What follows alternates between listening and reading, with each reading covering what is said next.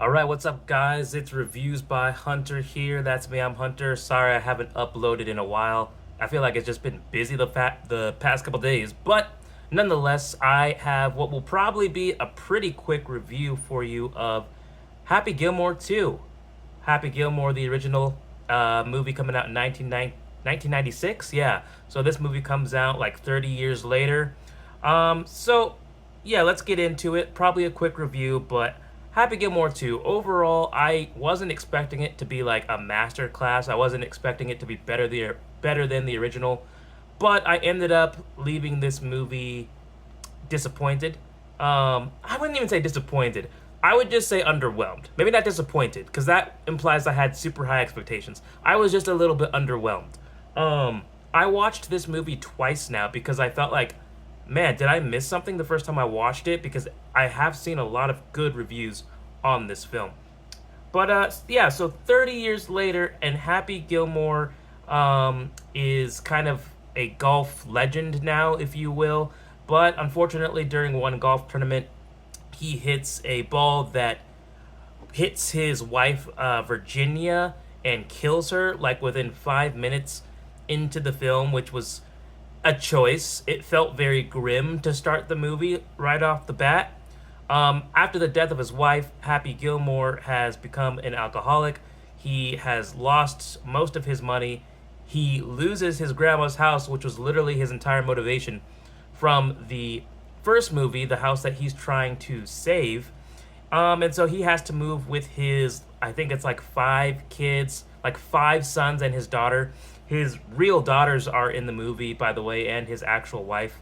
And then he has to get a job at a grocery store because he's basically at rock bottom, right? So literally within the first part of the movie is telling us that Happy Gilmore, who was once on top of the golf world, is now basically at rock bottom. And it was honestly more of a like a sad or kind of a dark tone to start the movie. Right off the bat, I didn't really love them killing his wife, Virginia. It just felt like, I don't know. I just wasn't a big fan of that. So anyways, it felt like they were setting up like this redemption arc for Happy Gilmore, right? He's down on his luck. He's at the worst point of his life. He's lost everything. It's a perfect chance for him to come back on top of the whole golf world given the opportunity. But then what really ends up getting him back into golf, his daughter has this dance school that her teacher wants her to go to because she's just too good for the coaching that she's getting now. Problem is, golf school is about 75 grand a year. So of course, Happy Gilmore's like, well, I gotta get back into golf now to make money to pay for the school. So now then the story becomes, okay, he's gonna golf to make money for his daughter. Okay, that's fine. Here's a big problem I have with the movie is that we see Happy Gilmore trying to get back into golf for the first time. So he goes to just like I don't know, a regular golf course. And this is where Margaret Qualley makes an appearance. Her, Eric Andre, and another guy I'm not familiar with. Happy Gilmore plays golf with those three, and that entire sequence was just unfunny to me. I just didn't laugh. And I've watched the movie twice now.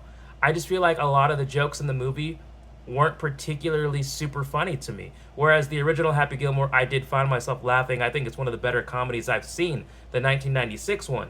This one, things are random and things are silly, but that, to me, random and silly doesn't equate to funny. I think there's a lot of low effort comedy in the movie and a lot of poorly written jokes. And I'll touch more on that. Later. Okay. But yeah, Happy Gilmore's like first outing back onto the golf course, and he's doing pretty terrible, but it just wasn't funny to me. He's drunk on the golf course. There's this running shtick where he has hidden alcohol like everywhere. Like he'll have it in a cucumber, he'll have it in a camera, he'll have it he could have it in a toothpaste. Like he just hides alcohol everywhere. It's a running gag throughout the entire movie, and I just never found it to actually be funny. So going into more of what I don't like, I already covered that I didn't really love Happy Gilmore being a sad alcoholic drunk for a decent portion of this film. At as always, there are going to be spoilers in this film. At one point, he gets sober for 30 days until during another golf outing, he decides to hit the bottle once again because the golf tournament happened on the day of Mother's Day, so he's thinking about Virginia. Again, it's definitely got a little bit of a different tone than the first one, dealing with how Happy Gilmore is dealing with grief, right? But there's a lot of that for being a comedy about a guy who just hits the ball really far, and people like that because that's, the way he hits the golf ball is very quirky and unorthodox, right? So another thing I didn't like is there is eventually he is approached in the grocery store by a man named Frank Manatee, played by Benny Safdie. He has come up with this new version of golf called Maxi Golf, right? Basically golf on steroids. It has all the bells, all the whistles. Okay, he's trying to basically phase out old traditional golf for something that is new and improved. Happy declines because, well, his wife likes the way that regular golf was played, and he wants to respect her memory.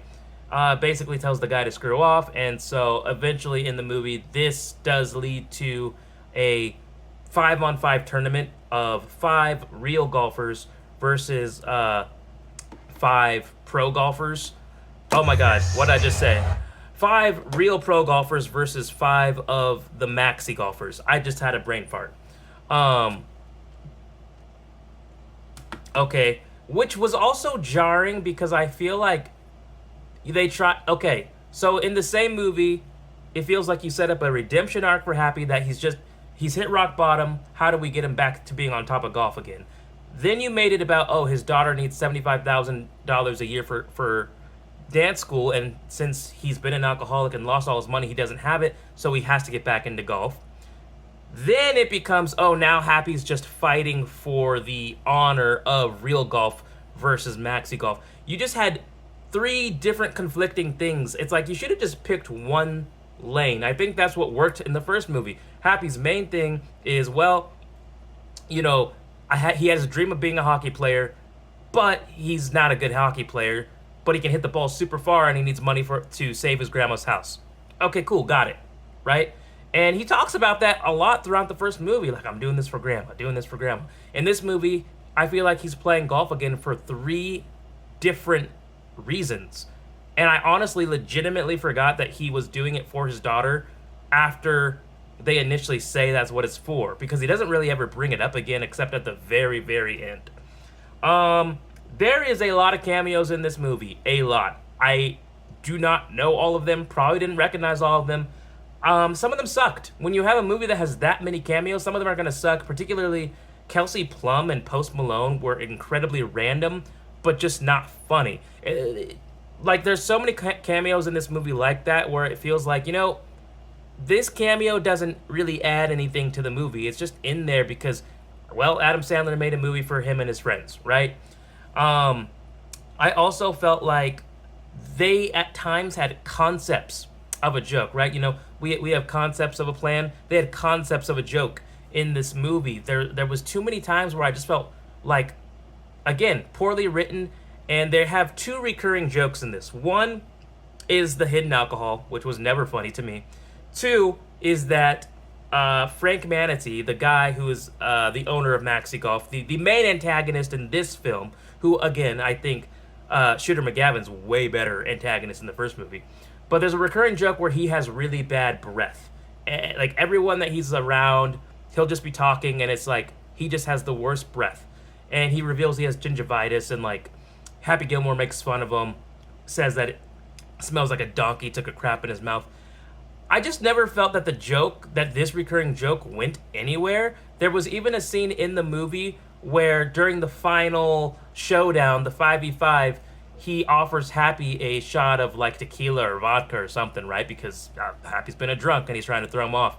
Well, Oscar, Happy Gilmore's new caddy, played by Bad Bunny, drinks it instead and then belches in Frank's face, right? And all he says is, oh, you really want to have a breath contest right now? And then that's it. The joke ends. I'm like, what? You just set yourself up perfectly for him to finally, like, show how bad his breath like really is. Maybe he makes like multiple people pass out or something over the top like that. I don't know. I'm not a Hollywood comedy writer, but it just feels like they start jokes and then they don't finish them throughout the whole film, and it's just not fun or entertaining to watch. What did I like? Shooter McGavin. I think he's my favorite part of the film, man. He has a character. He's funny. He has funny lines and he has good delivery. He's one of the only people in this movie that feels like a decent actor, to be honest with you. He's still like a golf purist. He also gets the Maxi Golf invitation, but turns it down because he thinks it's an abomination. So even to get back at his old nemesis, Happy Gilmore, he won't join Maxi Golf. I just think Shooter actually had like some type of character, and I thought he was probably the funniest part of the movie. Um, the sons in the movie are somewhat funny. I mean, they definitely, you could tell, are having fun with the role. Them like mooning Happy Gilmore twice in the film was kind of funny, you know. And then there are some good cameos. You actually had Travis Kelce, who plays a waiter. I think he actually did a good job with the screen time he got. I thought for being like, he was actually pretty good. He was expressive. He was funny. He wasn't stiff, and his line delivery didn't suck. So good job to Travis Kelce. Bad Bunny, as I mentioned, plays Oscar, who is Happy Gilmore's new caddy. A callback to the first Happy Gilmore, where he doesn't bring a caddy to his first golf tournament. And Eminem makes a cameo. He's the guy that was like always calling Happy Gilmore a jackass. He's in the movie as that guy's son, and he actually has a funny little moment there. I actually kind of wish he had like another minute or two of screen time. But that's kind of the rundown of what this movie is about, and kind of what I liked, what I didn't like. Again, I said it would probably be a pretty fast review. Overall, man, I just didn't love the movie. I watched it 2 times, and I just think the original is light years better. Again, I didn't come in with super high expectations, but I still have watched the movie twice, and both times felt underwhelmed. I thought it didn't make sense that you had like 3 separate different reasons for why Happy Gilmore is golfing again. And it's like every time they introduce a new reason, they forget what the old one was.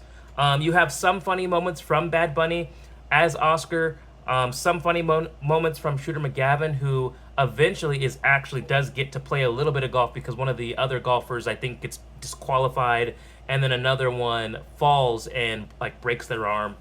There are real golfers in this movie.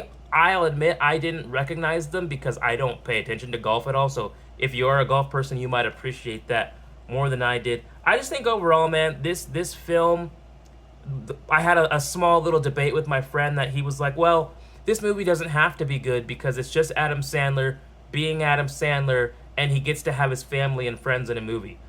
That's cool. I bet they had a great time making it, but then me as an audience member am watching this, and I'm like, this kind of sucks. Like, why am I investing my time into watching it, right? I just don't think it's a good comedy, man. I think the tone gets confused a couple of different times. I think that, like as I said, the jokes aren't written very well. There was nothing about this movie that stood out to me the way that things stood out in the first one, unfortunately. And you know, this is just another case of a sequel not really being able to capture the magic of the original. To me, I believe right now this movie is, let's see what it's rated. I don't think it was a super great rating. IMDb has it at a 6.2 out of 10. Rotten Tomatoes, it is at a 62%. Okay. Metacritic is 52%. All right. And the movie comes in at an hour and 58 minutes, and it feels a little bit long to me. And I think that's because I just didn't enjoy myself watching it. Both times I just couldn't get into this film, man. It feels very lazy. It feels very low effort. There is so many callbacks and so many cameos, and they're just like, okay, well, now let's make that a movie for this sequel. And I'm like, what else do you have to offer? And the answer was not much. I don't think this movie needed a sequel, although it does seem like there are some fans of Happy Gilmore that genuinely enjoyed this film. But that's really all I have to say about Happy Gilmore 2. Definitely wasn't for me. If I had to rate it, I'd give it about a 6 out of 10. I was actually gonna give it a 6.5 out of 10 before I, turned this video camera on. But the more I think about it, I'm like, it was just okay. Maybe even a little less than okay.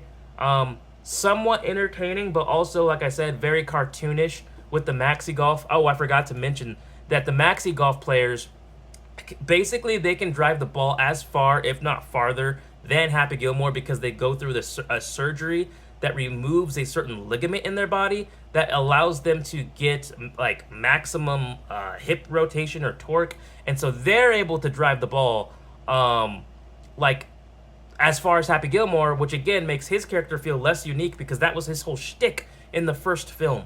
I just think this movie is a little bit all over the place and not in a fun, chaotic way, more in a lazy, random, this is a movie that happened. This is certainly a comedy with Adam Sandler that happened. I think if you're a fan of Adam Sandler, and maybe the nostalgia of this movie itself will work enough for you to enjoy it, it just did not do it for me. But that's all I got, guys. This has been Reviews by Hunter. Like, comment, subscribe. Let me know what you thought of Happy Gilmore 2. Is it a worthy sequel? Do you think they did a good job? And my main question to you guys, was this movie funny? I think that's the deciding factor for a lot of people, right? Is it funny? And to me, it wasn't. But that's all, guys. Take care.